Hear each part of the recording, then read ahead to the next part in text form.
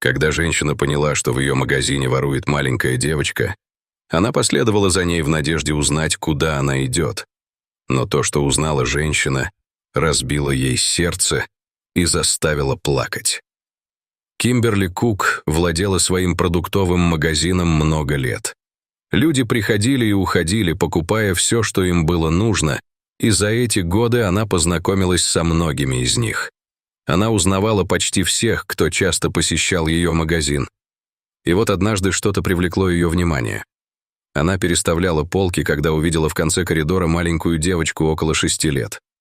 Кимберли не видела ее раньше, но в течение нескольких дней она приходила каждый день в одно и то же время, забирала остатки еды из мусорного ведра в магазине и убегала. Сначала Кимберли задавалась вопросом, была ли девочка с кем-нибудь, может быть, с матерью или отцом. Но чем больше она смотрела на нее, тем очевиднее становилось, что малышка одна. Как ни странно, маленькая девочка всегда была хорошо одета и не была похожа на человека, которому приходилось доставать еду из контейнера. Вот почему Кимберли решила подойти к ней и спросить, почему она взяла с собой еду. Хозяйка магазина подошла к девочке и улыбнулась ей и сказала: «Здравствуй, меня зовут Кимберли. Я заметила, что ты часто сюда приезжаешь. Как тебя зовут?» Девочка выглядела испуганной, и ее лицо покраснело. Через несколько секунд она смогла заговорить и спросила, можно ли ей взять еду из благотворительного контейнера. Она закончила с большой просьбой, глядя на Кимберли большими умоляющими глазами.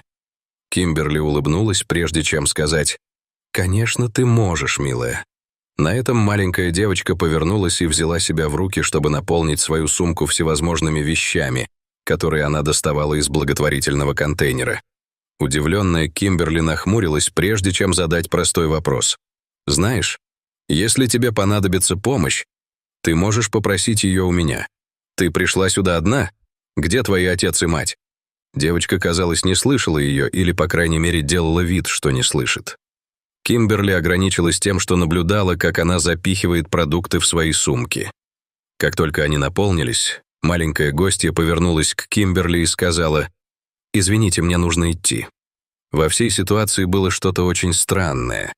И именно поэтому Кимберли решила присмотреться к ней повнимательнее. На следующий день эта маленькая девочка снова была в мусорном баке, собирая остатки. Кимберли знала, что пришло время провести еще одно расследование, поэтому она сделала вид, что занята, ожидая, пока девочка закончит сбор остатков еды. Когда малышка повернулась, чтобы уйти, Кимберли тихо попросила своего коллегу присмотреть за магазином, и она молча последовала за девочкой из магазина. Кимберли села в машину и последовала за ней. Она не хотела вызывать подозрений. Девочка бродила по улицам, размахивая сумкой с вещами, которые она только что забрала из магазина. Конечно, ее не сопровождали, хотя никто не обращал внимания на одинокую 6-летнюю девочку, которая шла пешком. Потом она свернула в переулок. Кимберли припарковала машину и вышла из нее, следуя за ней на некотором расстоянии. Она заметила, что девочка, пройдя немного вперед, сделала еще один поворот по более темному и узкому переулку. Все это было очень странно, и Кимберли чувствовала себя обеспокоенной. Это казалось очень неприятным местом.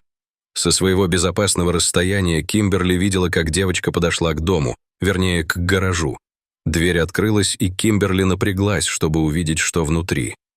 Казалось, там был мальчик, который выглядел еще младше девочки, и маленькая собачка, которая выглядела не очень здоровой.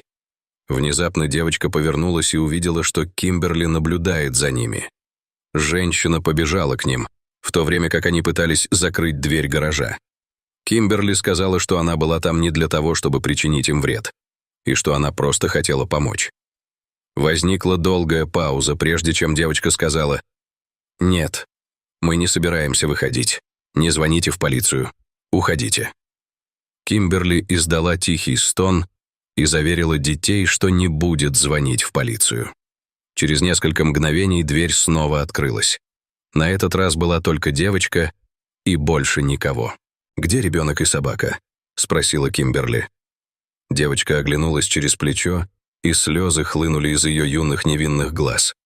Пожалуйста, не забирайте их у меня. Я старшая сестра Джейсона.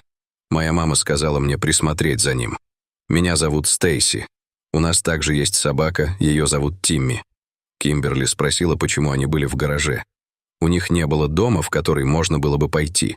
Ответ Стейси начал все объяснять.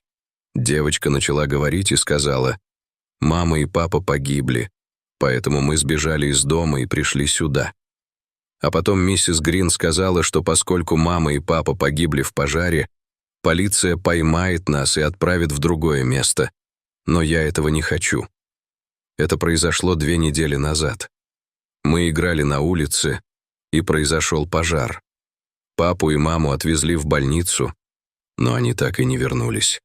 Теперь у Кимберли были слезы на глазах. Она ужасно переживала за бедных детей и понимала, почему девочка ходила в ее магазин и брала с собой еду. Но Кимберли не могла оставить там детей, поэтому велела им пойти с ней, пообещав забрать их и отвезти собаку к ветеринару. Стейси, казалось, доверяла Кимберли и кивнула. Она согласилась поехать только в том случае, если она не расстанется с Джейсоном и Тимми. Медленно Джейсон вышел из темного угла гаража с собакой на руках. Кимберли отвезла их к себе домой, где ее ожидал потрясенный муж Джон. Мужчина предложил вызвать полицию, но Кимберли сказала ему, что обещала этого не делать. В течение следующих 2 недель она просматривала газеты и местные интернет-группы, чтобы узнать, не искал ли кто-нибудь этих 2 детей и собаку. Но, казалось, никому не было до них дела. Миссис Грин, о которой говорила Стейси, была пожилой соседкой и не могла сама позаботиться о 2 маленьких детях. Кимберли и Джон были в ловушке. Из-за болезни Джона они не могли иметь собственных детей, но, возможно, именно так Вселенная помогла создать им семью. Было ясно, что брат и сестра нуждались в любви и внимании и процветали, пока жили с ними. Месяц спустя Джон и Кимберли решили усыновить их. Они даже приняли выздоравливающего Тимми. Начались формальности, и весь процесс занял довольно много времени, но Джейсон и Стейси в итоге стали их детьми. Хотя их встреча была совсем необычной, пара была рада, что в их жизни появились дети.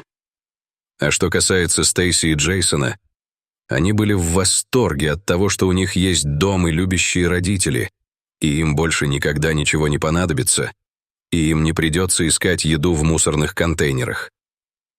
Дорогие зрители, а как бы вы отреагировали, если бы узнали, что маленькая девочка ворует в вашем магазине? Расскажите, пожалуйста, в комментариях. А если вам понравилось это видео, то ставьте лайк и подписывайтесь на наш канал. До свидания.